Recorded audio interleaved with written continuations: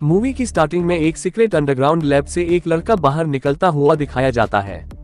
असल में वो एक ज़ॉम्बी बन चुका था, क्योंकि साइंटिस्ट डायबिटीज के लिए एक वैक्सीन बना रहे थे, पर उसका असर उल्टा हो गया और जिन लोगों पर इसका टेस्ट किया जा रहा था वो सभी ज़ॉम्बी बन गए। पर वहां से ये ज़ॉम्बी लड़का बचकर बाहर निकल चुका था, जिसका नाम हम पप्पू रखते हैं। वो क्यों, हमें आगे पता चलेगा। वो पास ही के गांव में चला जाता है और रास्ते से जा रही इन औरतों पर हमला करता है, पर वो महाचुतिया ज़ॉम्बी था, उससे कोई नहीं डरता। साथ ही गांव के बच्चे उसे नशेड़ी समझकर उसे पत्थर मारकर उसके मजे लेने लगते हैं। आगे जाने पर गली के मोड़ पर उसे एक कुत्ता दिखता है। ये पप्पू ज़ॉम्बी उसे कुछ इस तरह घूर रहा था कि जैसे उसे वो चबा जाएगा, पर अगले ही पल वो उससे डरकर भागने लगता है और पूरे गांव में वो कुत्ता उसे कुत्ते की तरह भगाने लगता है। इस ज़ॉम्बी से तो कुत्ता तक नहीं डरता, क्या ज़ॉम्बी बनेगा रे तू। दूसरी तरफ हम जू नाम की लड़की को देखते हैं, जो कि उसी रास्ते से जा रही थी। तभी वो पप्पू ज़ॉम्बी उसी की तरफ उसे काटने आने लगता है, पर जू उसके अखरोट तोड़ देती है और उसे मारने लगती है। लेकिन ज़ॉम्बी के पीछे आ रहे कुत्ते को देखकर वो भी वहां से भागने लगती है और ज़ॉम्बी भी कुत्ते से डरकर उसके पीछे भागने लगता है। तभी जू का बड़ा भाई भी शहर से अभी अभी लौटा था, क्योंकि उसकी जॉब चली गई थी। वो देखता है कि एक ज़ॉम्बी उसकी बहन के पीछे पड़ा है, जिस वजह से वो भी भागने लगता है। पर तभी भागते हुए जू अचानक गिर जाती है और वो पप्पू ज़ॉम्बी उसे बस काटने ही वाला था कि तभी एक टो ट्रक आकर उसे उड़ा देता है। उन्हें ऐसा लग रहा था कि वो मर गया है, पर उसे कुछ भी नहीं होता और वो बच जाता है।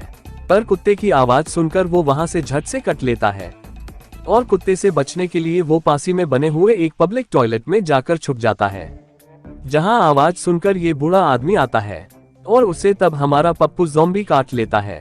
इसके बाद नेक्स्ट सीन में वही बूढ़े आदमी को दिखाया जाता है, जो कि अस्पताल से पट्टी बंधवा कर अपनी वेन में जाकर सो जाता है। उसका बरसों से सपना था हवाई घूमने जाने का, पर उसके पास उतने पैसे नहीं थे, इसीलिए वो अपने सपनों में ही हवाई घूमने निकल पड़ता है। पर दूसरी तरफ अभी तक हमारे पप्पू ज़ॉम्बी का पीछा उस डॉग ने नहीं छोड़ा था। तभी रात में जू को घर के गराज में कुछ आवाजें सुनकर वो आती है, जहां ये बूढ़े चचा भी आवाज सुनकर आ जाते हैं और वहां वो हमारे पप्पू ज़ॉम्बी को देख लेते हैं और अपना बदला लेने के लिए ये बूढ़े चचा उसे पीटने लगते हैं और जू का भाई भी बहती गंगा में हाथ धोने उसे चोर समझकर मारने लगता है।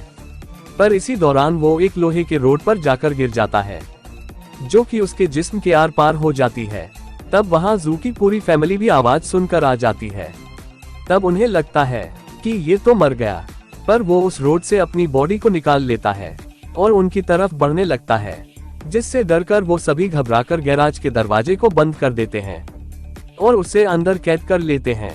तब जाकर उन्हें पता चलता है कि ये तो एक ज़ॉम्बी है, जिसके काटने पर दूसरा आदमी भी ज़ॉम्बी में बदल जाता है, जिसने इस बूढ़े चचा को भी काटा था। इसीलिए जू की मदर सेफ्टी के लिए चचा के सिर पर पेन से एक हेडशॉट मारकर उसे बेहोश कर देती है और वो उसे वैन में बंद कर देते हैं। पर अगले दिन वो बूढ़ा चचा ज़ॉम्बी बनने के बजाय जवान दिखने लगता है।